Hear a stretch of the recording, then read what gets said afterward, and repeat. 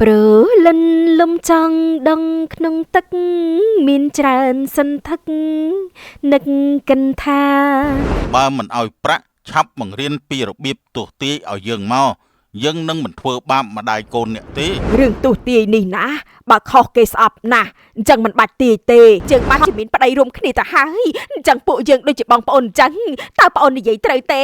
អូយតើនាងអាចទស្សទាយឲ្យយើងផងបានទេព្រះបុត្រារឿងនេះខ្ញុំម្ចាស់បានឲ្យកូនស្រីឈប់ធ្វើហើយសូមព្រះរាជទានទោសផងណារឿងនារីចេះទស្សទាយជារឿងដែលគ្រប់គ្នាស្ញើសរសើរតរៀងមកគឺថាមាននារីវ័យក្មេងម្នាក់ពូកែទស្សទាយណាស់ហើយការទស្សទាយនេះក៏ឆុតផងដែរក៏ប៉ុន្តែ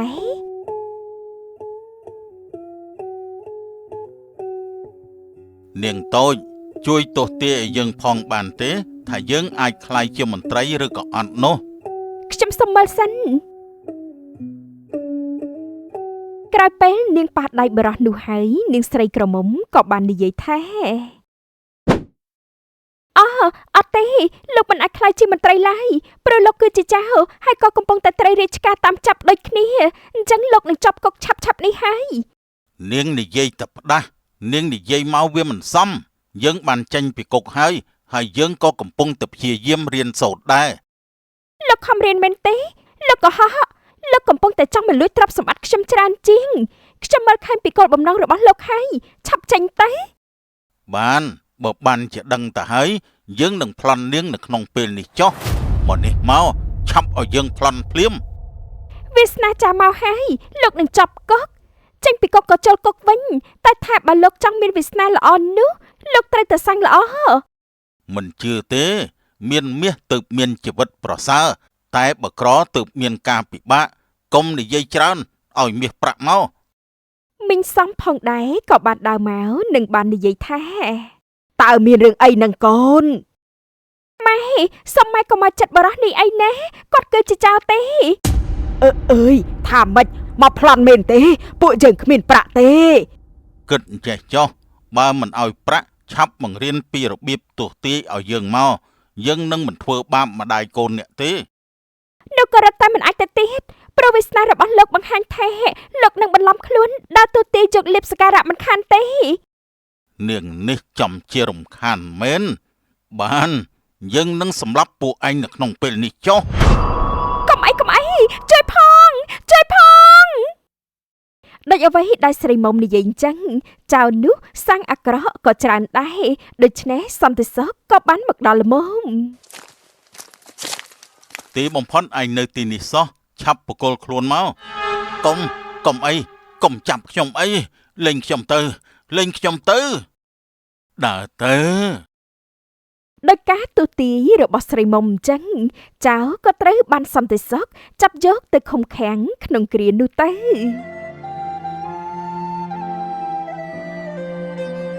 អើយម៉ែពិតជាភ័យស្ទើរតែលុបព្រលឹងទៅហើយណាកូនស្រីម៉ែអស់អីហើយណែម៉ែឈប់ភ័យទៅម៉ែកូនទៅក្រៅចំការមួយផ្លេតណា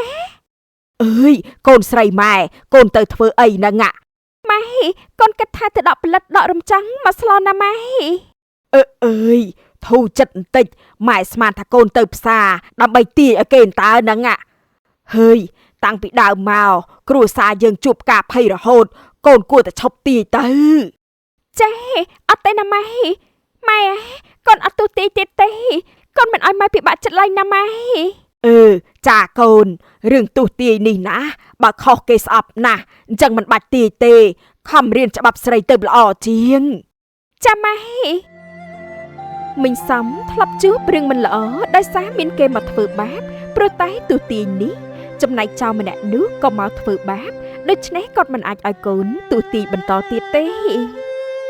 កូនអើយកូនម៉ែក៏មិនចង់ខត់កូនដែរតែធ្វើម៉េចបើគេបានល្អ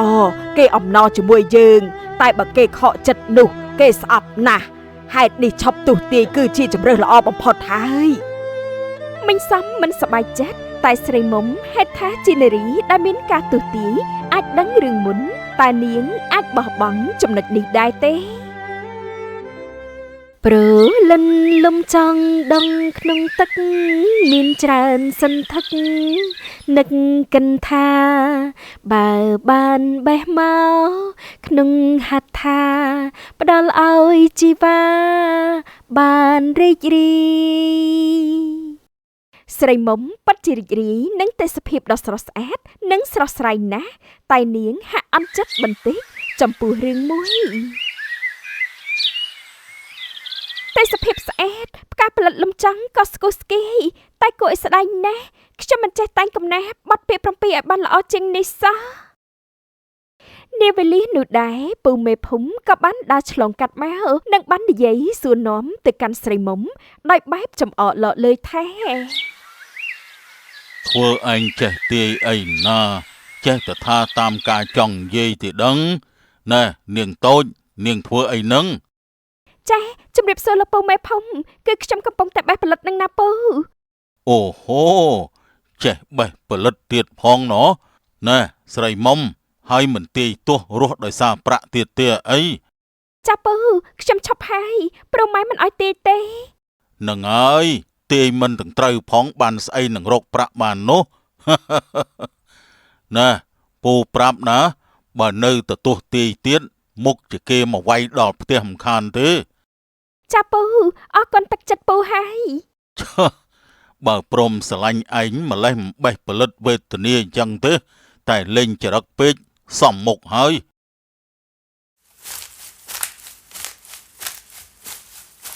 ព្រះអើយបើតាមញៀនទី6របស់ខ្ញុំពូមេភូមិដើរតាមផ្លូវនោះក្រុម20ជំហានមកជាត្រីដើមឈើរលំសង្កត់មិនខានទេ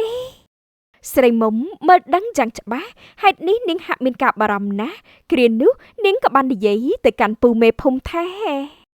ពូមេភូមិពូកុំទៅតាមផ្លូវនោះអីណា តើមានរឿងអីមែនទេ ជាថ្មីម្ដងទៀតនាងបានសម្គាល់ឃើញថា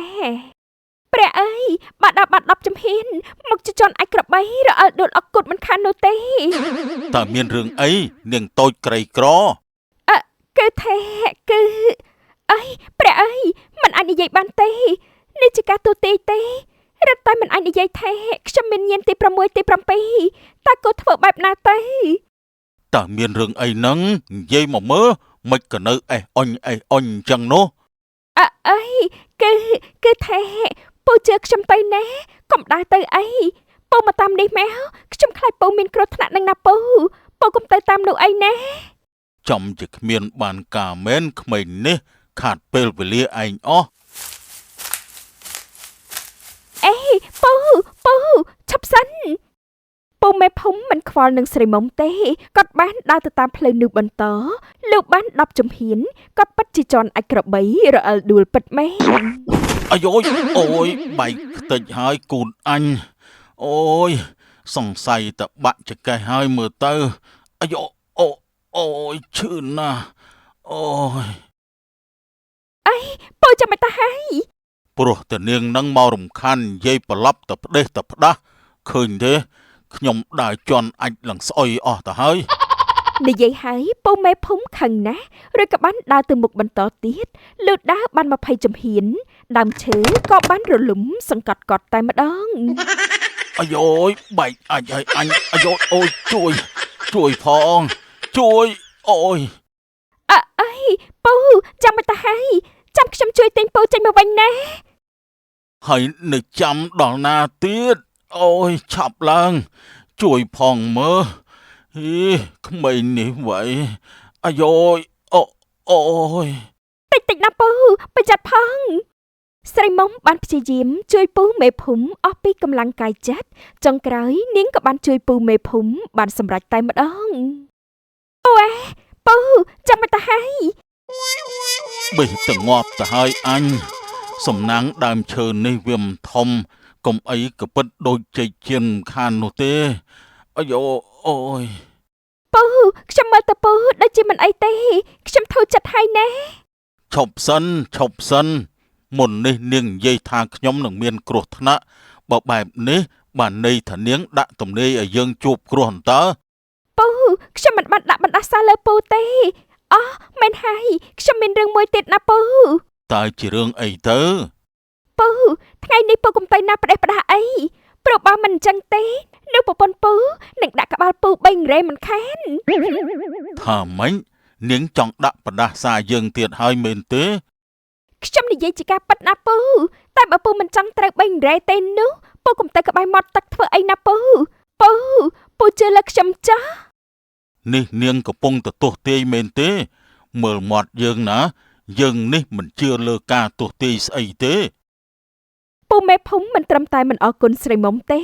ថែមទាំងស្ដីឲ្យនឹងដើរចេញទាំងមិនជឿអ្វីដែលស្រីមុំនិយាយនោះឡើយខ្ញុំមិនចង់ទោះទាយទេតែខ្ញុំនេះក៏ចេះតែដឹងរឿងមុនតែខ្ញុំគួរធ្វើបែបណាទៅបើម៉ែដឹងម៉ែមកជាស្ដីឲ្យមិនខានទេស្រីមុំដកប្រលិតបន្តរួចក៏បានទៅផ្ទះវិញហើយគ្រានោះផងដែរនាងក៏បានជួបនឹងមីងនងដែលជាប្រពន្ធពូមេភូមិ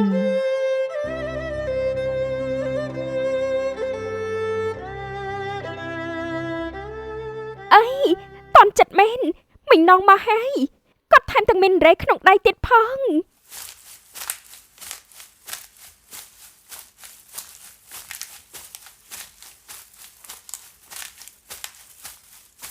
ណែក្មួយមុំបានជួបក្មួយនៅទីនេះល្អហើយក្មួយជួយទស្សទាយឲ្យមីងតិចមកមើលចាំមីងឲ្យប្រាក់ណា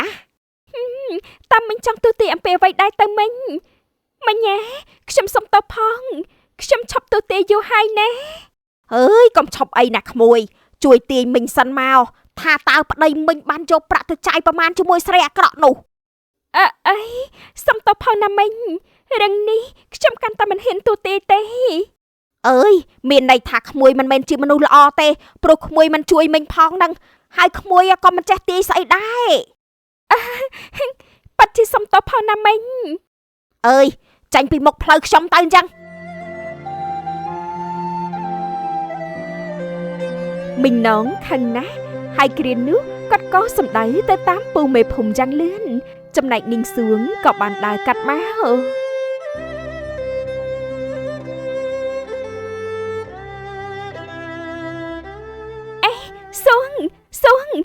សួងនឹងមានគ្រោះថ្នាក់ដល់ទ្រមខ្លួនមិនបានទេខ្ញុំប្រាប់រឿងនេះដល់នាងសិនទៅបានសួង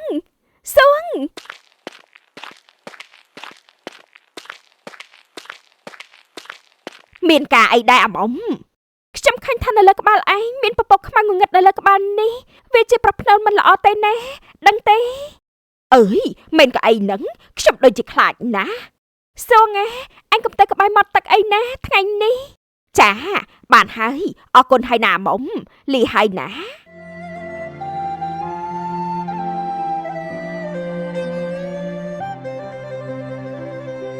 នាងសួងត្បិតថាអរគុណស្រីមុំតែនាងនៅតែទៅមាត់ទឹកដដែលព្រោះនេះគឺជាការណាត់ទុករួចទៅហើយ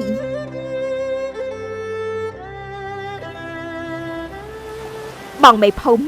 ទោះបីជាបងចាស់កម្លាំងខ្សោយហើយជ្រួញនឹងចិត្តស្លាប់ក៏ដោយក៏អូនស្រឡាញ់បងដែរណា បានបងអរគុណណាស់សម្រាប់ការស្រឡាញ់ដ៏ស្មោះត្រង់មួយនេះឥឡូវអូននិយាយមកមើលថាស្រឡាញ់បងត្រង់ណាជាងគេនោះ គឺទ្រព្យសម្បត្តិបងនោះអីអូយអត់ទេគឺចិត្តបងនោះអី បានអូនឯងនេះខូចណាស់ ក្នុងពេលដែលកំពុងតែផ្អែមល្ហែមសុកមីងនងក៏បានមកដល់ទីនេះទាំងមានកំហឹងក្នុងចិត្តជាខ្លាំង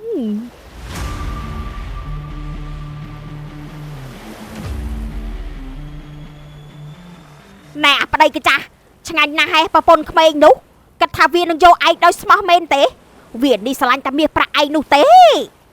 ព្រះអើយមិនក៏ម៉ែវាមកដល់នេះបាន អូយអ្នកប្តីបងជួយការពារអូនផង ម៉ែវាក្រែងម៉ែវាឯងឈឺមែនទេមិនក៏មកទីនេះបានអញ្ចឹង រឿងអីថាមកមិនបាននោះព្រោះភូមិនេះមិនធំពេកទេអូយមកនេះមកខ្ញុំដាក់3 4រេឲ្យវាពោកក្បាលម្ដងមើលឆាប់ឡើង ម៉ែវាបើត្រូវ3 4រ៉េខ្ញុំងាប់ទៅហើយទេអីបើបែបនោះមែនម៉ែវាឯងច្បាស់ជាមេម៉ាយមិនខានទេណា រាល់ថ្ងៃក៏ដូចតែមេម៉ាយហើញតើអាកចាស់អីមិនដែរទុកខ្ញុំសំខាន់ទេហើយក៏មិនខ្វល់សក់ទុកខ្ញុំដែរ ខ្ញុំឈឺចិត្តណាស់ណានេះណែមីងណងបានជោគអង្រេវាយពូមេភូមិចំនួន3ដងដូច្នេះពូមេភូមិឈឺពេកក៏បាននិយាយទាំងឈឺចាប់ថា អូយមនុស្សបិទតែងាប់ដោយសារដើមឈើពេលនេះ3រ៉េទៀតអូយមិនបានទេរត់ហើយអញ មកវិញភ្លាមមកអាកាចាអូយបងមេភូមិឈប់សិនណាបងកុំតន់ទៅអីបងជួយខ្ញុំផងទៅអូយឆ្ងាញ់តែប្តីគេឥឡូវតាមតន់ចឹងឲ្យអ្នកណាគេជួយទៅនេះណែនាងខ្វះប្រុសណាស់មែនទេនេះណែយើងនឹងបោចសក់នាងឯងចេញម្ដងហើយអ្នកបងយល់ដល់ពួកយើងជាបងប្អូនកុំវាយធ្វើបាបប្អូនស្រីម្នាក់នេះអីបានទេខ្ញុំខ្លាចណាស់អូយអ្នកណាជាបងប្អូនឯងទៅនេះណែហើយព្រោះពួកយើងបានជាមានប្តីរួមគ្នាទៅហើយអញ្ចឹងពួកយើងដូចជាបងប្អូនអញ្ចឹងតើប្អូននិយាយត្រូវទេអូយស្រីកំរោះនេះណែអូយខ្ញុំឈឺណាស់ស្រីកចាស់ឈឺណាស់អូយឈឺល្អហើយនេះណែនេះណែនេះណែ មីងណងវីហើយវីទៀតមិនឈប់ឡើយមើលចោះនាងសួងមានរបួសពេញខ្លួនហើយនាងសួងក៏សឹងតែសន្លប់ទៅហើយអូយឈឺណាស់អូយបិទតែនឹងសន្លប់ហើយមែនទេនាងឯងក្រោកឡើងមកខ្ញុំមិនតន់បដៅនាងឯងពេញដៃផងទេនេះណែអូយឈប់ទៅសុំឈប់ទៅខ្ញុំចិត្តស្លាប់ហើយមិនបានទេបើវាងាប់ខ្ញុំមុខជាមានទោសមិនខានទេហើយទៅហើយអញទៅហើយឃើញបែបនេះហើយមីងណងក៏បានបញ្ឈប់សកម្មភាពហិង្សាហើយគាត់ក៏បានចាក់ចេញទៅអូយឈឺណាស់យកប្តីគេវេទនាណាស់ណអូយឈឺណាស់ខ្ញុំមិនគួរណាធ្វើបែបនេះសោះអូយនាងសួងនិយាយទាំងឈឺចាប់រាងកាយផងដើរមួយបណ្ដើផងព្រមទាំងបាននិយាយបន្ថែមថាសួងអើយសួងធ្វើឲ្យគ្រួសារគេគ្មានសុភមង្គលឆ្លោះគ្នាហើយមានកម្មយ៉ាងនេះទៀតខ្ញុំសូមសន្យាថាចាប់ពីពេលនេះទៅខ្ញុំឈប់ហើយអូយ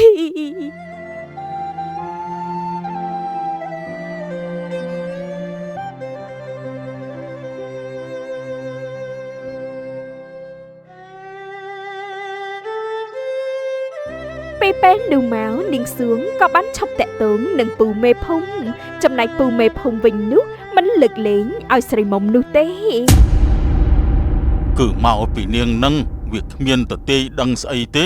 វាមុខជាប្រាប់រឿងស្នេហាយើងជាមួយអូនសួងប្រាប់ម៉ែវាមិនខានទេមេភូមិនិយាយហើយក៏បានសម្ដៅទៅរកស្រីមុំទាំងខឹងតែម្ដងណែនាងក្មេងកំហូចមកណែយើងមានរឿងចង់និយាយជាមួយឯងបន្តិចចាពូតើពូមានការអ្វីមែនទេយើងជាមេភូមិយើងមានអំណាចដូច្នេះយើងនឹងនិរទេសនាងនិងម្ដាយចេញពីភូមិនេះហើយមិនក៏សុកធ្វើបែបនេះតើកើតពូតើគ្រួសារខ្ញុំធ្វើអីខុសនោះនៅហ៊ាននិយាយទៀតអីព្រោះនាងជាក្មេងស្រីចេះដឹងរឿងគេនោះអីយើងបិះតងាប់ដោយសារតនាងណាព្រោះតនាងប្រពន្ធយើងមិនបណៃយើងទេ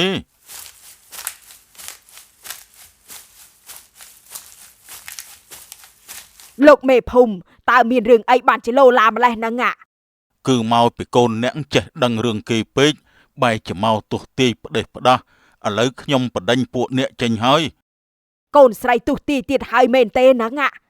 ហើយម៉ែថាហើយវាមិនល្អទេណាតែម៉ែចេញទៅបើនៅក៏គ្មានចម្រើនដល់គេឯងដែរចេញទៅអើយសូមមេត្តាផងទៅណាលោកកុំដេញគ្រួសារខ្ញុំអីបានទេពួកខ្ញុំគ្មានទីពឹងសម្រាប់ប្រកបការងារនោះទេណាមានតែទីនេះប៉ុណ្ណោះហើយសូមមេត្តាផងទៅគ្មានសិទ្ធតវ៉ាអ្វីទាំងអស់ចេញភ្លាមទៅនាវេលានោះផងដែរព្រះបុត្រាមួយអង្គក៏បានយាងមកដល់និងមានបន្ទូលទៅកាន់មេភូមិថាលោកមេភូមិយើងបានស្ដាប់ឮអស់ហើយលោកមិនគួរណាយកកំហុសខ្លួនឯង មកជះលើគ្រួសារមីងខាងនេះនោះទេព្រះបុត្រាទូលបង្គំគ្រាន់តែចង់បដៅក្មេងឆ្លើយតែប៉ុណ្ណោះបើទូលបង្គំមិនធ្វើមុខជាមានអ្នករៀនតាមហើយចុះនាងគ្រាន់តែទោះទេក៏ខុសដែរមែនទេលោកធ្វើបែបនេះវាមិនត្រូវនាងមិនបានបោកប្រាស់អ្នកណាទេមិនអញ្ចឹងមែនទេតែនាងចេះដឹងរឿងគេណាស់ក្រាបទូលយើងសម្រេចហើយលោកត្រូវបានដកតំណែងនៅក្នុងពេលនេះព្រោះលោកមិនសមធ្វើជាអ្នកដឹកនាំភូមិទេណែសូមមេត្តាផងទូលបង្គំខុសហើយពីពេលនេះទៅទូលបង្គំនឹងមានហេតុផលជាងនេះក្រាបទូលហួសពេលហើយលោកចេញទៅចំណែកនាងខាងនេះតើនាងអាចទោសទាយឲ្យយើងផងបានទេព្រះបុត្រារឿងនេះខ្ញុំម្ចាស់បានឲ្យកូនស្រីឈប់ធ្វើហើយសូមព្រះរាជទានទោសផងណាព្រះពរមិនអីទេនាងទោសទាយមកចុះចាញ់លទ្ធផលបែបណាក៏យើងមិនថាអីដែរតើទ្រង់ចង់ឲ្យខ្ញុំម្ចាស់ទោសទាយពីអ្វីដែរទេព្រះពរតើនាងដឹងទេថាអនាគតព្រះជាយាកើតហើយនៅហើយបើកើតហើយតើគេរស់នៅឯណាដែរខ្ញុំម្ចាស់សូមអនុញ្ញាតប៉ះហត្ថថាទ្រង់សិនណាព្រះពរស្រីមុំគ្រាន់តែប៉ះព្រះហស្ថទ្រង់នាងបានដឹងយ៉ាងច្បាស់ថា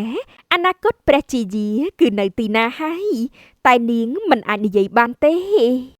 ព្រះអើយមិនអាចនោះទេតើនាងយ៉ាងម៉េចទៅហើយតើគូខ្ញុំនៅណាទៅបើបានដឹងហើយសូមនាងនិយាយប្រាប់ខ្ញុំមកខ្ញុំម្ចាស់សុំមិននិយាយបានទេព្រះពរតើហេតុអីទៅព្រោះគូប្រេងត្រង់នោះគឺជានាងមែនទេព្រះពរប៉ិតមែនហើយអត់ទេខ្ញុំម្ចាស់សុំទូទាយរឿងផ្សេងបានទេព្រះពរម្ចាស់កុំបារម្ភអីនាងនិយាយមកថានាងជាគូនឹងយើងតើពិតទេហេតុអីក៏ទ្រង់ឆ្វេងយល់យ៉ាងនេះយើងចាប់អារម្មណ៍លើនាងយូរហើយកុំខ្លាចអីណានាងនិយាយមកចុះទេឃើញបែបណាក៏និយាយបែបហ្នឹងទៅគឺប៉ិតមែនហើយតែខ្ញុំម្ចាស់សូមព្រះរាជទានទោសខ្ញុំម្ចាស់មិនហ៊ានមានក្តីប្រាថ្នាមួយនេះទេហេតុអីក៏មិនអាចយើងសពប្រតិលើនាងហើយយើងនឹងរៀបអភិសេកជាមួយនាងតែម្នាក់គត់តែនាងមិនចាំប្រុសក្មេងម្នាក់ដែលនាងតែងទៅទោសទេឲ្យរហូតកាលនៅពីក្មេងមែនទេចៅភត្រាគឺអញមែនទេអត់ទេខ្ញុំម្ចាស់ខ្វះការគួរសមហើយខ្ញុំម្ចាស់ភ្ញាក់ផ្អើលពេកសូមព្រះរាជទានទោសផងណាមិនអីទេអើយតែព្រះបុត្រាគ្រួសារខ្ញុំម្ចាស់ក្រីក្រណាស់មែនហើយព្រះពរគឺមិនសមទេព្រះពរម្ចាស់តែយើងមិនប្រកាន់ទេយើងពិតជាស្រឡាញ់នាងហើយតើនាងព្រមរៀបការជាមួយយើងទេបើព្រះបុត្រាពិតជាសពព្រះតីលើខ្ញុំម្ចាស់មែននោះខ្ញុំម្ចាស់នឹងរៀបអភិសេកនឹងត្រង់ចាស់ជាការប្រសើរណាស់បថៃព្រះបុត្រាពិតជាសពព្រះតីលើស្រីមុំណាស់ហើយចុងក្រោយទ្រង់ក៏បានរៀបអភិសេកជាមួយស្រីមុំរស់នៅសុខសាន្តតរៀងទៅសង្ឃឹមថាជាតិមុខខ្ញុំនឹងកើតជាទេវតាទៅចុះសត្យាវាចង់កើតជាទេវតាមែនទេមិនបានទេយើងនឹងតាមចងពីឯងគ្រប់ក្រោយស្លាប់ទៅសូមឲ្យខ្ញុំបានទៅកើតនាឋានសួគ៌ផងចុះនៅក្នុងអតីតកាលដ៏សែនយូរមានបរិះក្រីក្រម្នាក់រស់នៅសែនលំបាកវេទនាតែគាត់មិនដែលរអ៊ូរឿងជីវិតឲ្យគេដឹងឡើយហើយថ្មិចបើកអង្គរលីងថ្ងៃនេះមិនបាច់ហូបបាយទេគិតទៅរកបេះផ្លែឈើព្រៃហូបចុះមានកម្លាំងសឹមតរើសគួស្រីយកមកដាំក្រាញ់លក់បានប្រាក់បន្តិចបន្តួចទិញត្រីទិញបន្លែទុកក្រាន់ឆៃខែល្ងាចុះគិតរួចហើយសត្យាក៏បានដើរទៅបេះផ្លែឈើព្រៃឆ្លងកាត់ផ្ទះនីកសត្យាតើឯងក៏ពោះទៅណាដែរបានជាបញ្ញាប់បញ្ញាល់យ៉ាងនេះនីកគ្នាកំពុងតែទៅរកបេះផ្លែឈើព្រៃហ្នឹងណារួចចុះថ្ងៃនេះឯងមិនទៅចំការទេអីសម្លាញ់គ្នាអត់ទៅទេគ្នាមានស្រូវអង្គពេញចង្រុកហើយហ្នឹងមិនទាន់ដល់ពេលធ្វើទេខែនេះគ្នាសម្រាកយកកម្លាំងហ្នឹងណានីកឯងសំណាងដល់ហើយមានពុកម៉ែបន្សល់ដីបន្សល់ចំការទុកគ្រាន់ចិញ្ចឹមជីវិតគ្នាវិញឲ្យតែចុងឆ្នាំដឹងតែអស់អាលីងតែម្ដងមែនហើយគ្នាមានសំណាងតាំងតែពីកើតមកអញ្ចឹងហើយទើបគ្នាមិនសូវជាពិបាកចិត្តហ្នឹងណា តែឯងមិនបានចិមទិញខោអាវថ្មីពាក់គ្នាឃើញតែពាក់ដដែលរាល់ថ្ងៃនេះកអើយគ្នាមានប្រាក់បន្តិចបន្តួចអន្សំទុកសង្ឃឹមតែទិញដីស្រែចម្ការបានខ្លះទើបគ្នាមិនហ៊ានទិញអីផ្ដេសផ្ដាស់នឹងណាងាប់ហើយគ្នាឃើញឯងគិតនោះកិនកុំរិះថាំពេកទិញខោអាវថ្មីពាក់ខ្លះទៅក្រែងមើលទៅវាសមរម្យស្អាតបានអង្គគេណាគ្នាក៏ចង់ទិញដែរតែលទ្ធភាពគ្នាចាយវាយសម្រាប់តែរបស់ណាដែលសំខាន់ប៉ុណ្ណោះតែគ្នាមិនឃើញតែឯងមានអីរីកចម្រើនផងបំរុងតែមិនមានដដែលកុំរិះថាំពេកបាទគ្នាដឹងហើយនិយាយអញ្ចឹងគោលដៅរបស់ឯងចង់បានអីឲ្យប្រកបគ្នាឃើញតែឯងដើរទៅដើរមកគ្មានសាច់ការអីសោះគ្នាក៏មិនដឹងដែររស់នៅរាល់ថ្ងៃមិនដឹងតែចង់បានអីឲ្យប្រកបនោះទេដឹងត្រឹមតែចង់បានដីស្រែមានប្រាក់គ្រប់គ្រាន់និងមានសុខភាពល្អតែប៉ុណ្ណោះកំពុងតែជជែកគ្នាបានមួយសន្ទុះធំអាចារ្យសេងក៏បានមកដល់ល្មមហើយកំពុងតែជជែកគ្នាពីរឿងអីហ្នឹងក្មេងៗអូជំរាបសួរលោកអាចារ្យគឺពួកខ្ញុំជជែកគ្នាលេងរឿងជីវិតហ្នឹងណាលោកពូបាទលោកពូម្យ៉ាងទៀតខ្ញុំកំពុងតែគិតថាឲ្យសត្យាគេយកប្រាក់ទៅទិញខោអាវល្អពាក់ខ្លះទៅកុំឲ្យមើលទៅឃើញលខិលខាពេកហ្នឹងណាលោកពូក្មួយនេះក៏កុំគិតអញ្ចឹងអីលទ្ធភាពយើងវាមិនដូចគ្នាទេ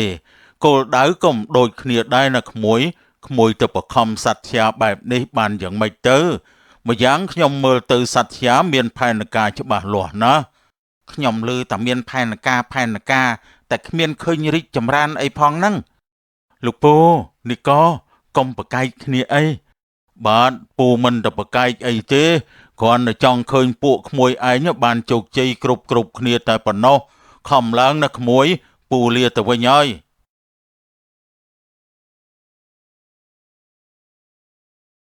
នីកលយល់ឃើញថាលោកអាចារ្យសេងមានចិត្តលំអៀងទៅខាងសត្យាក៏ចាប់ផ្ដើមក្តៅក្រហាយនិងមានចិត្តច្រណែនគុំគួនភ្លាមណែសត្យាឯងមិនទៅរកគោលដៅជីវិតឯងទៅតិចខកមិនបានជោគជ័យណាបាទគ្នាក៏ពោះទៅហើយតាលាហើយណាសម្លាញ់មិនដឹងជាមូលហេតុអ្វីបានជានីកតែងតែខឹងតែងតែស្អប់នឹងច្រណែនជាមួយសត្យាបើទោះបីជាខ្លួនមានទ្រព្យជាងសត្យាក៏ដោយអាសត្យាវាក្រលហាមរកតាំងអង្គច្រកឆ្នាំងគ្មានផងមិនបានជាវាមានគេស្រឡាញ់ចូលចិត្តម្លេះម្យ៉ាងទៀតមើលទៅវាដូចជាមិនចេះកាត់ទុកនឹងជីវិតដ៏ក្រលហាមនេះសោះប្រហែលជាមានចំពាក់កម្មគ្នាពីជាតិមុនហើយបានជានីកមិនដែលចង់ឃើញសត្យាបានល្អនោះទេរីឯនិយាយអំពីសត្យាវិញក៏បានទៅដល់ក្នុងព្រៃ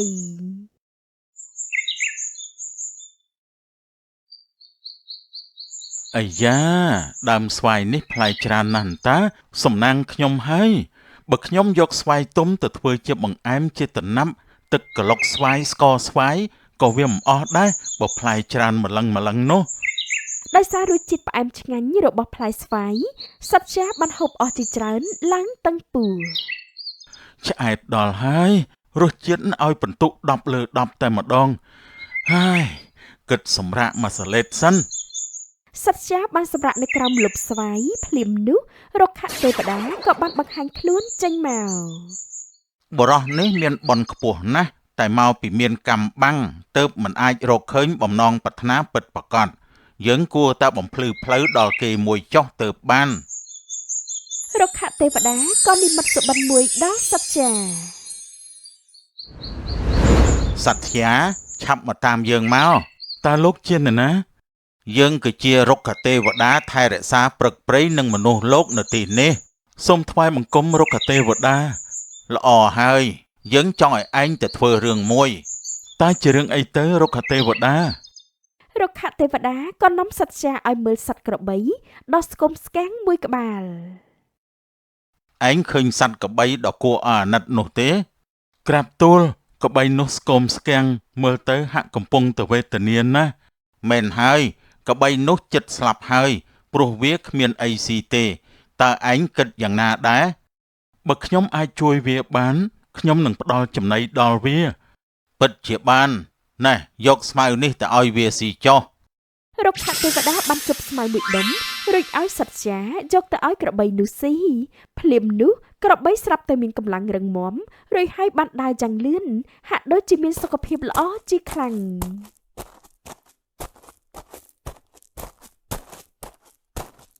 អស់ចានណាកបីនោះមានកម្លាំងវិញហើយពេលនេះវាមិនស្លាប់ទេទូលបង្គំសប្បាយចិត្តណាស់អារម្មណ៍បានជួយសង្គ្រោះជីវិតសត្វលោកសប្បាយដែរទេពិតណាស់ទូលបង្គំសប្បាយចិត្តណាស់ក្រាបទូលឥឡូវសូមទៅឋានសួគ៌ជាមួយយើងចុះយើងនឹងនាំឯងឲ្យបានស្គាល់អារម្មណ៍ដែលបានកើតជាទេវតានេះជាការពិតមែនទេទូលបង្គំពិតជាចង់ស្គាល់អារម្មណ៍នេះខ្លាំងណាស់រំពេចនោះរុក្ខទេវតាក៏នាំសត្វចាទៅកាន់ឋានសួគ៌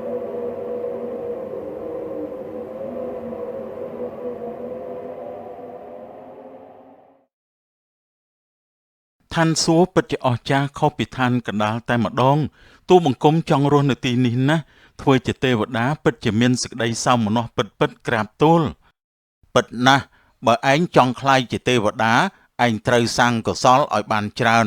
ឆ្លងកាត់ឧបសគ្គជីវិតនាឋានកណ្ដាលសពយ៉ាងទើបឯងអាចក្លាយជាទេវតាបានបើអញ្ចឹងទូលបង្គំនឹងព្យាយាមសន្សំបុណ្យកុសលឲ្យបានច្រើនសង្ឃឹមថាទូលបង្គំនឹងក្លាយជាទេវតាមួយអង្គទៅចុះ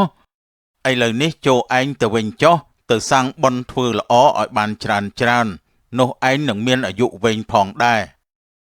ក្រោយលោករុក្ខទេវតាមានបន្ទូលផ្ដាយផ្ដាំហើយសត្វចាក៏បានភ្ញាក់ពីដំណេកវិញចម្លែកណាស់សុបិននេះពិតជាល្អមែនទែនអារម្មណ៍ខ្ញុំក៏ធូរស្រាលខ្លាំងណាស់ដែរខ្ញុំពិតជាចង់កើតជាទេវតាមែនតាមិនអីទេចាប់ពីពេលនេះតទៅខ្ញុំនឹងចាប់ផ្ដើមធ្វើល្អឲ្យបានច្រើនសង្ឃឹមថាជាតិមុខខ្ញុំនឹងកើតជាទេវតាទៅចុះសត្វចាពោលថាសង្ឃឹមជាតិមុខកើតជាទេវតាមួយអង្គនាឋានសួគ៌ស្រាប់តែនេះក៏បានដើរមកដល់និងបានស្ដាប់ឮយ៉ាងច្បាស់យេហេអាសត្វយាវាចង់កើតជាទេវតាមែនទេមិនបានទេយើងនឹងតាមចងពីឯងគ្រប់ជាតិអស់រយៈពេលជាច្រើនឆ្នាំសត្វចាខិតខំរកស៊ីធ្វើការទាំងយប់ទាំងថ្ងៃរហូតក្លាយជាអ្នកមានស្ដុកស្ដម្ភម្នាក់ផងដែរមានមាសមានប្រាក់គ្រប់គ្រាន់ហើយខ្ញុំគួរតែយកទៅចែកបុណ្យចែកទានទុកគ្រាន់ជាស្ពានដល់ជាតិមកសត្វចាជាមនុស្សល្អណាស់គាត់និយាយស្ដីសមរម្យនិងមានចិត្តល្អលុះអស់ពេលជាច្រើនឆ្នាំសត្វចាក៏បានចាប់ផ្ដើមចាស់ជរានិងបានធ្លាក់ខ្លួនឈឺគាត់ក៏បានហៅសម្លាញ់មកផ្ដែផ្ដាំថាសម្លាញ់នេះក៏ពួកយើងចាស់ណាស់ទៅហើយចំណែកគ្នាប្រហែលជាទៅរកជាតិថ្មីមុនឯងហើយដូច្នេះចូលឯងជួយមើលថែកូនចៅគ្នាជំនួសគ្នាផងណាមិនអីទេសម្លាញ់គ្នានឹងមើលថែកូនចៅសម្លាញ់ចុះតែគ្នាក៏ប្រហែលជាមិនយល់ទៀតដែរព្រោះគ្នាក៏ចាស់ណាស់ទៅហើយណាជីវិតនេះមានគ្រប់រសជាតិមានកើតហើយក៏មានស្លាប់មិនទៀងទេជាតិនេះគ្នាស្កប់ស្កល់ណាស់ហើយគ្នាពិតជាចង់កើតជាទេវតាវិញម្ដងសម្លាញ់សម្រាប់សិនទៅកុំបារម្ភអីសម្លាញ់ចិត្តល្អយ៉ាងនេះមុខជាអាចក្លាយជាទេវតាមិនខានទេណានិយាយរួចសត្វចាក៏បានលាចាកលោកទៅចំណែកឯនីកវិញជាមិត្តសម្លាញ់ក៏បាននិយាយថាតាកញ្ចាអើយចង់កើតជាទេវតាណាស់ហើយបំណងឯងនឹងមិនអាចក្លាយជាការពិតបានទេយើងនឹងបំផ្លាញឯងពីក្រោយខ្នងគ្រប់ជាតិឯងចាំតែមើលចុះលុះអស់ពេលប្រហែលថ្ងៃក្រោយមកវិញ្ញាណសត្វចាក៏បានចាប់ជាតិខ្លាយជាទន្សាយមួយក្បាលប្រហែលជាប៉ុនខ្ញុំមិនគ្រប់ហើយទើបខ្លាយជាសត្វទន្សាយបែបនេះតែមិនអីទេខ្ញុំនឹងខំសាងល្អបន្តទៀតទោះបីជាមានឧបសគ្គរាប់លានដងក៏ដោយកំពុងតែលុតទៅលុតមកស៊ីត្រួយស្មៅស្រាប់តែមានឆ្កែចចកមួយក្បាលបានដើរចូលមក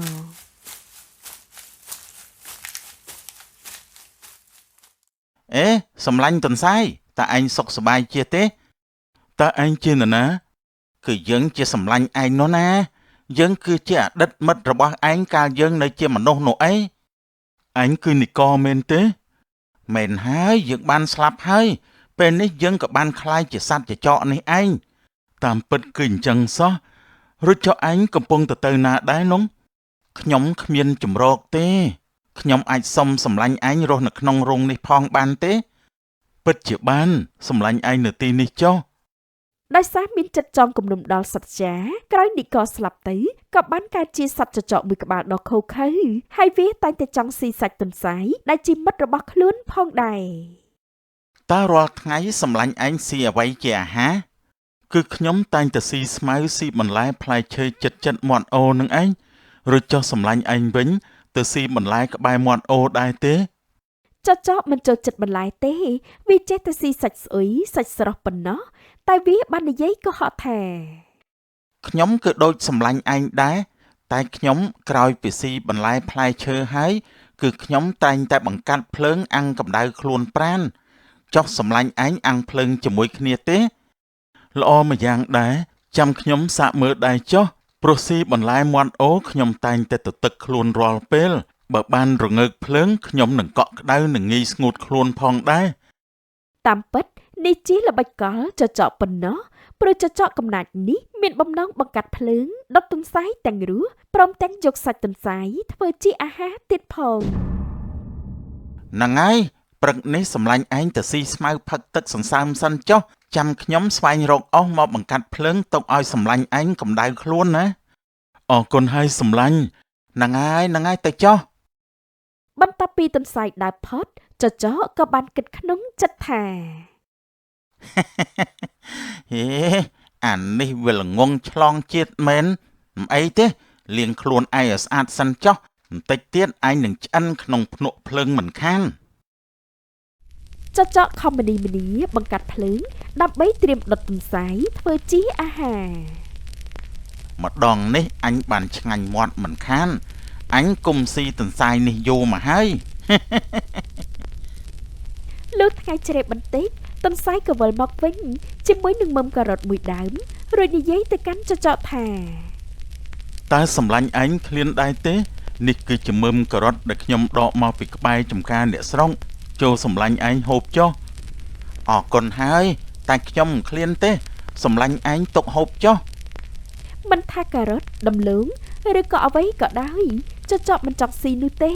ព្រោះវាបានរៀបគម្រោងការដើម្បីស៊ីសាច់ទន្សាយទៅហើយមិនអីទេសម្លាញ់ឃ្លានពេលណាសំហូបពេលនឹងចុះណាអ្នកនិយាយអញ្ចឹងតើភ្នក់ភ្លើងនេះសម្លាញ់ឯងបង្កាត់យូរហើយមែនទេមែនហើយចូលសម្លាញ់ឯងកម្ដៅខ្លួននិងសម្ងួតខ្លួនចុះល្អខ្លាំងណាស់ខ្ញុំអរគុណហើយសម្លាញ់ទន្សាយសហាក់ដូចជាអះអុញបន្តិចព្រោះវាគិតថាភ្លើងដូចជាក្តៅពេកហើយនៅចាំដល់ណាទៀតឆាប់ឡើងចូលទៅក្បែរភ្នក់ភ្លើងសម្ងួតខ្លួនទៅសម្លាញ់តិចលោវាតិចអស់ណាដោយសារមានការទុកចិត្តលើមិត្តភក្តិពេកទន្សាយសក៏បានលោតប៉ោតទៅចិត្តភ្នក់ភ្លើងកក់ក្ដៅណាស់សម្លាញ់អើយខ្ញុំខានកម្ដៅខ្លួនបែបនេះយូរមកហើយហ្នឹងហើយសម្លាញ់ចូលឲ្យគៀកបន្តិចទៀតទៅនឹងបានឆាប់ស្ងួតខ្លួននោះអីដោយឃើញថាឱកាសល្អមកដល់ចិត្តខូខើក៏បានលោតទៅបុកទន្សាយបណ្ដាលឲ្យធ្លាក់ចូលទៅក្នុងភ្លុកភ្លើងដែលកំពុងតែឆេះយ៉ាងសន្ធោសន្ធៅអូយក្ដៅណាស់សម្លាញ់ជួយផងសម្លាញ់តើឲ្យខ្ញុំជួយសម្លាញ់ឯងបានដោយរបៀបណាទៅបើភ្លើងឆេះខ្លាំងបែបនេះនោះសម្លាញ់អើយគ្នាក្ដៅណាស់គ្នាស្លាប់ឥឡូវហើយជួយគ្នាផងចាំគ្នាទៅយកទឹកមកពលិតចុះសម្លាញ់ទ្រាំសិនទៅណាចចកពិតជាដើរទៅដួសទឹកមកពលិតពិតមែនតែថាតាមពិតចចកព្យាយាមពន្យាពេលឲ្យទន្សាយងាប់បាត់ទៅវាពលិតភ្លើងដើម្បីយកសាច់ទន្សាយធ្វើជាអាហារប៉ុណ្ណោះនៅក្បែរមិនយូរទេសាច់ទន្សាយដ៏ឈ្ងុយនឹងក្លាយជាចំណីដ៏មានឱជារសមិនខាន និយាយអំពីទន្សាយវិញដោយសារភ្លើងឆេះរលាកពេញខ្លួនក្តៅពេកវាក៏បានងាប់យ៉ាងអណោចអាថមនៅក្នុងភ្នក់ភ្លើងនាគ្រានោះទៅ ថ្មនេះម្លេះអាទន្សាយវាឆ្អិនល្មមស៊ីហើយអញគួរទៅពលុតភ្លើងយកសាច់វាស៊ីទៅបាន គិតហើយចចកក៏បានវិលមកវិញឃើញថាទន្សាយពិតជាបានងាប់នៅក្នុងភ្លុកភ្លើងដោយការក្រុងទុកពិតមែន ពិតជាអាហារដ៏ឈ្ងុយឆ្ងាញ់មែនអរគុណទេវតាហើយដែលប្រទានមិត្តល្ងងខ្លៅឲ្យខ្ញុំបានយកព្រៀបគ្រប់ជាតិបែបនេះ កាលពីជាតិមុនចចកបានធ្វើល្អពីមុខអាក្រក់ពីក្រោយដោយតាមឈ្នានីសបំផ្លិចបំផ្លាញសត្វចាពីក្រោយខ្នងរហូតដល់ជាតិនេះគាត់នៅតែតាមប្រហារដូចដើមដដែល យើងបានសច្ចាហើយថាទោះឯងកើតជាអ្វីក៏ដោយយើងនឹងតាមបំផ្លាញឯងដល់ជាតិនោះ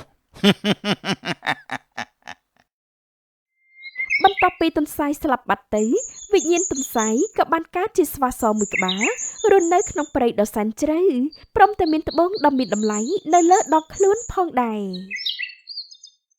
តែពេលណាទើបខ្ញុំអាចក្លាយទៅជាទេវតាទៅណោះអស់ពីមួយជាតិទៅមួយជាតិខ្ញុំនៅតែមិនអាចកើតជាទេវតាបានហើយតែមិនអីទេយ៉ាងណាក៏ខ្ញុំនៅតែខំសាងល្អបន្តទៀតសង្ឃឹមតែខ្ញុំនឹងអាចបានសម្រេចផងទៅចុះខ្ញុំមិនចង់កើតជាមនុស្សឬក៏សត្វទេពីព្រោះកើតមកតែងឈឺរងទុក្ខចាស់ជរាហើយក៏ស្លាប់ពិតជានឿយហត់នឹងរឿងដដែលណាស់ ការដែលចង់ក្លាយជាទេវតាមិនមែនជារឿងងាយនោះទេតតែមានបុណ្យកុសលច្រើនដូច្នេះសត្វចាត្រូវខំសាងល្អបន្តទៀត មិនងាយខ្លាយជាទេវតាប្រហែលជាមកពីកម្មចាស់ច្រើនពេកហើយមើលទៅម្ដងនេះខ្ញុំនឹងទទួលយកនៅរឿងរ៉ាវឈឺចាប់ទាំងឡាយសង្ឃឹមតែខ្ញុំនឹងសងកម្មចាស់ឲ្យអស់ផងទៅចុះ សុកស្រាប់តែបរោះវង្វេងព្រៃម្នាក់ក៏បានដើរចូលមក ខ្ញុំសប្បាយចិត្តណាស់ដែលបានជួបស្វាសនៅទីនេះតើអ្នកអាចជួយខ្ញុំឲ្យចេញពីព្រៃនេះផងបានទេតើលោកកំពុងតែវង្វេងព្រៃមែនទេបានជាមកដល់ព្រៃជ្រៅបែបនេះបាទមែនហើយសូមអ្នកជួយខ្ញុំផងបានទេមិនអីទេខ្ញុំនឹងជួយអ្នកចុះឆាប់មកតាមខ្ញុំមក ស្វាសបាននាំផ្លូវបរោះនោះរហូតដល់ចុងនៃទីព្រៃដ៏ធំ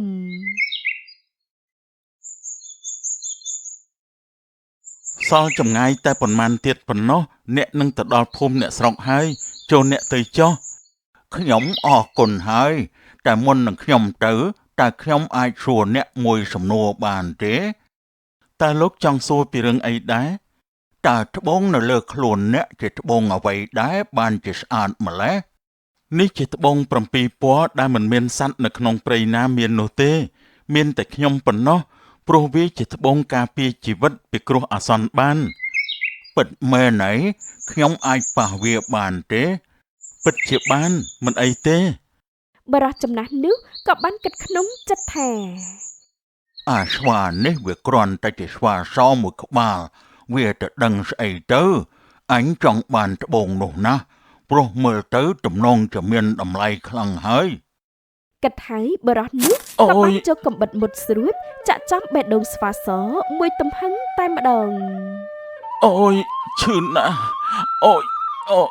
អូយ ស្វាសមិនទាន់ស្លាប់ផងបរោះនោះបានឆ្កៀលជោគត្បូងបណ្ដាលឲ្យសត្វស្វាឈឺផ្សាកាន់តែខ្លាំងដោយសារវាឈឺចាប់ពេកមុននឹងស្លាប់វាក៏បានសច្ចាម្ដងទៀតថា បបិទ្ធវត្ថុស័ក្តិសិទ្ធិក្នុងលោកបើខ្ញុំពិតជាសាងបុណ្យគ្រប់ហើយនោះក្រោយស្លាប់ទៅសូមឲ្យខ្ញុំបានទៅកើតនាឋានសួគ៌ផងចុះ សច្ចារួចស្វាក៏បានស្លាប់ក្នុងគ្រានោះទៅនិយាយអំពីបរោះចំណាស់ចិត្តអាក្រក់នេះវិញតាមពិតគាត់គឺជានិករដែលបានចាប់ជាតិមកបំផ្លាញសត្វស្យាប៉ុណ្ណោះគ្រាន់តែជាតិនេះគាត់មិនបានចាំជាតិដូចជាតិមុន ប្រសើរណាស់អាស្វានេះវាងាប់ក៏ងាប់ទៅវាមិនសំខាន់អីទៀតទេដែលសំខាន់គឺយើងបានត្បូងដ៏មានតម្លៃទៅហើយ បរោះមានចិត្តមៀទោះបីមិនចាំអតីតជាតិក៏នៅតែមានចិត្តព្យាបាទដែរពីព្រោះនេះជាកម្លាំងនៃចិត្តច្រណែនឬស្យា ត្បូងដ៏កម្រនេះនឹងធ្វើឲ្យខ្ញុំខ្លាយជាអ្នកមានមិនខានទេ និយាយអំពីស្វាសដល់កំសត់វិញវិញ្ញាណមិនបានទៅកើតជាទេវតាទេបែរជាคล้ายទៅជាសត្វហង្សទៅវិញទីអាស្រ័យនៃខ្ញុំនេះដូចជាមិនមានអាហារគ្រប់គ្រាន់ទេបើបែបនេះខ្ញុំគួរតែបដូរទីលំនៅទៅបានគិតហើយសត្វហង្សក៏បានហោះហើរជួបនឹងសត្វកុកមួយក្បាលដែលកំពុងតែស្រែកយំ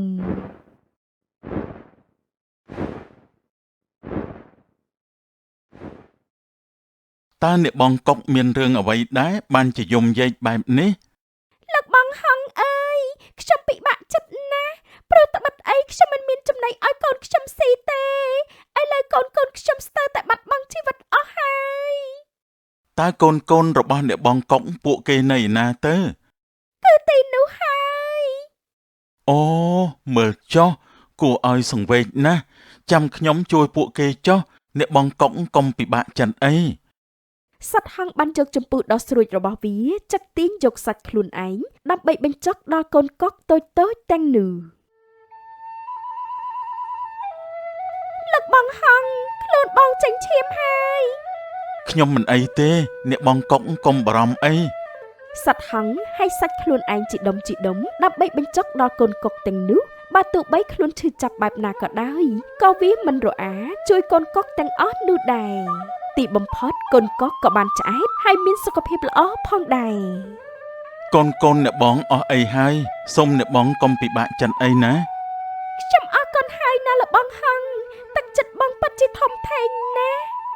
និយាយអរគុណនឹងលាគ្នាហើយសត្វហង្សក៏ហោះបន្តទៅមុខទាំងឈឺផ្សាពេញខ្លួនលុះហោះបានបន្តិចវាក៏បានជួបនឹងអ្នកសំទៀនអូហង្សដ៏ស្រស់ស្អាតតើអ្នកមានអ្វីហូបដែរទេខ្ញុំជាអ្នកសុំទានអត់អាហារយូរថ្ងៃមកហើយខ្ញុំអត់មានទេតែបើសិនជាអ្នកហេវហត់ចូលអ្នកយកសាច់ខ្ញុំទៅចុះសត្វហង្សកំពុងតែនិយាយគ្នាជាមួយអ្នកសុំទានសត្វកុកក៏បានដើរមកទាន់តាមផ្លូវ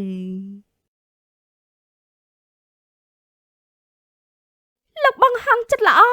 ខ្ញុំគិតថាមកមិនទាន់បងទេសំណាងហើយដែលបានជួបបងនៅទីនេះតើអ្នកបងកុកមានការអ្វីដែរមែនហើយខ្ញុំបិទនឹងភ្លេចខ្ញុំមានត្បូងកម្រមួយគ្រាប់សម្រាប់ជូនបងខ្ញុំធ្លាប់ដឹងមកថាត្បូងនេះជាត្បូងវេទមន្តតែខ្ញុំមិនដឹងថាគួរប្រើវាបែបណាទេខ្ញុំជូនបងចោះណាសង្ឃឹមថាវានឹងមានប្រយោជន៍ដល់បងចោះ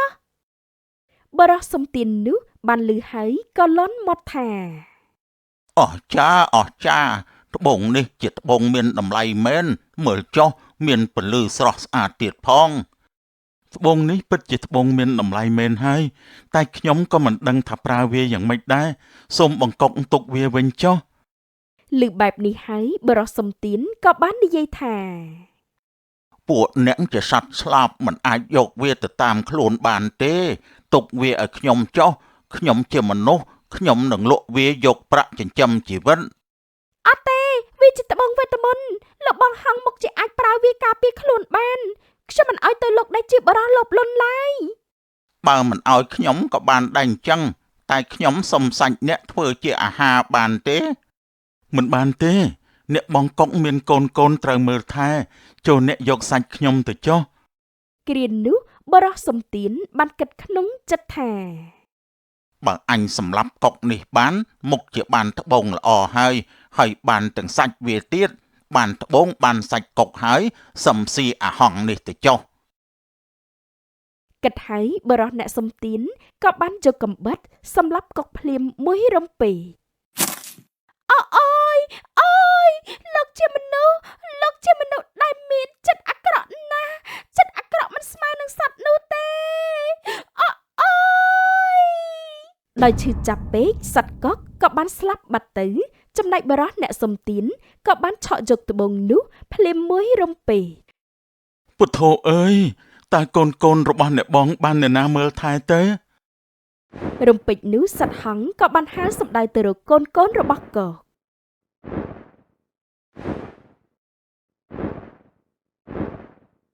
គួរឲ្យអាណិតណាស់មិនអីទេខ្ញុំនឹងមើលថែពួកឯងទៅចុះបរិសអ្នកសុំទានបានរត់យ៉ាងលឿនដេញតាមសត្វហង្សរហូតទៅដល់ទីតាំងនៃសម្បុកសត្វកុក តើហងឯងមិនព្រមបកលសាច់ឲ្យយើងស៊ីទេអីពិតណាស់ខ្ញុំព្រមតែខ្ញុំសុំពេលមើលថែកូនរបស់អ្នកបងកុកឲ្យបានធំធាត់សិនលុះពួកវាអាចចិញ្ចឹមខ្លួនឯងបានខ្ញុំនឹងបកលខ្លួនឲ្យអ្នកស៊ីចុះមិនបានទេព្រោះពេលនេះខ្ញុំឃ្លានណាស់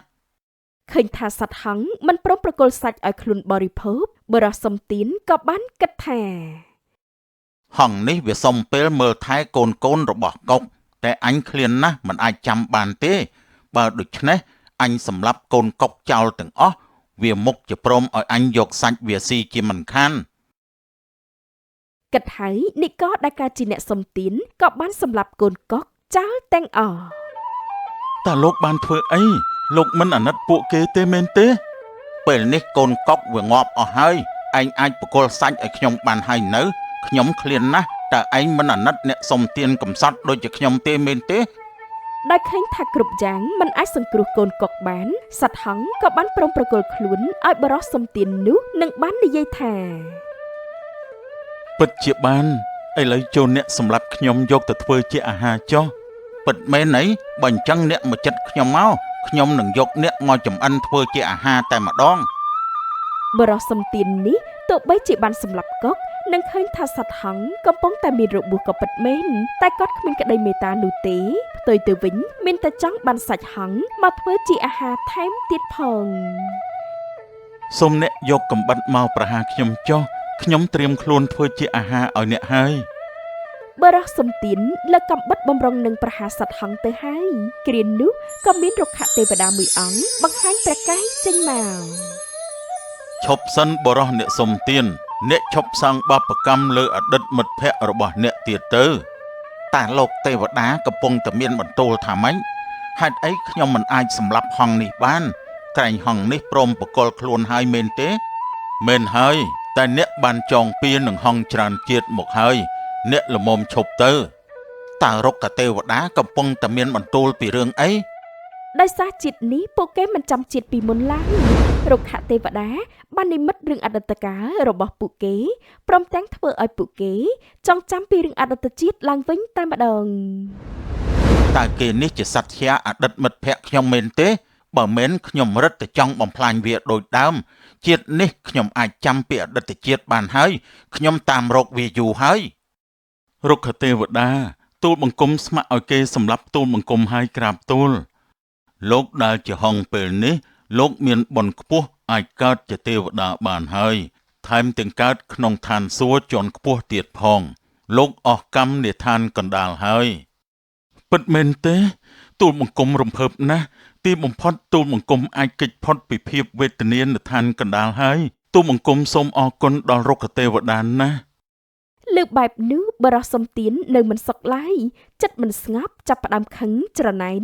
ឬក៏បានយកកំបិតសម្រាប់សត្វហង្សនោះព្រាមមួយរំពេឈឺណាស់អូយបរោះចិត្តកំណាចលោកដឹងទេទោះលោកសម្លាប់ហង្សនេះចោលក៏គ្មានបានប្រយោជន៍ដល់លោកដែរ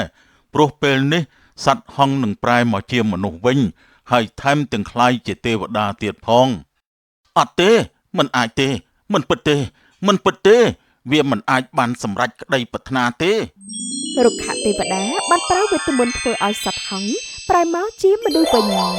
ព្រមទាំងទ្រង់គ្រឿងយ៉ាងស្រស់ស្អាតពោពេញទៅដោយឆោពន់រាំងសីចូលលោកទៅកើតនៅឋានសួគ៌ដែលពោពេញទៅដោយសេចក្តីសុខចុះទូលបង្គំសូមអរគុណឲ្យរុក្ខទេវតាទូលបង្គំសូមលាទ្រង់ហើយមិនពិតទេមិនអាចទេអត់ទេឯងមិនអាចល្អជាងយើងទេអ្នកជាបរិសមានចិត្តច្រណែនរិស្យាគុំគួនមិនចង់ឃើញមិត្តបានល្អជាងខ្លួនគ្មានក្តីមេត្តាហើយថែមទាំងសច្ចាចងចិត្តបំផ្លាញមនុស្សល្អគ្រប់ជាតិថែមទៀតផងដូច្នេះអ្នកមានកម្មក្រាស់មិនអាចលើកលែងបានទេភ្លាមនោះមេឃចាប់ផ្ដើមប្រែប្រួលក៏រន្ទះក្រាំងនិងមានខ្យល់បក់ជាខ្លាំងចំណែកផែនដីចាប់ផ្ដើមប្រេះនិងស្រោបជោគនីកចូលទៅក្នុងដីម្ដងបន្តិចម្ដងបន្តិចអត់ទេជួយផងតើមានរឿងអីហ្នឹង